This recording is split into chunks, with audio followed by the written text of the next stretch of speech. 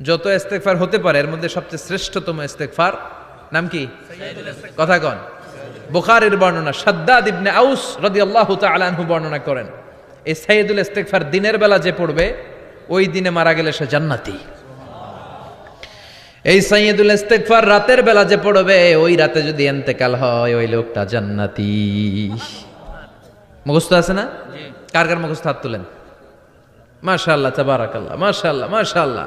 আর যাদের নাই তাদের হোমওয়ার্ক, তাদের আল্লাহুম্মা আনতা রাব্বি লা ইলাহা ইল্লা আনতা খালাকতানি ওয়া আনা আবদুক ওয়া আনা আলা আহদিকা ওয়া ওয়া'দিকা মাস্তাতা'তু আউযু বিকা মিন শাররি মা সানা'তু আবুউ লাকা বিনি'মাতিকা আলাইয়া ওয়া আবুউ লাকা বিযামবি ফাগফিরলি ফাইন্নাহু লা ইয়াগফিরুয যুনুবা ইল্লা আনতা। সুবহানাল্লাহ পড়েন। আজকে রাতে পড়ছেন, মারা গেলে জান্নাতি। চিল্লায় পড়েন না আল্লাহু আকবার।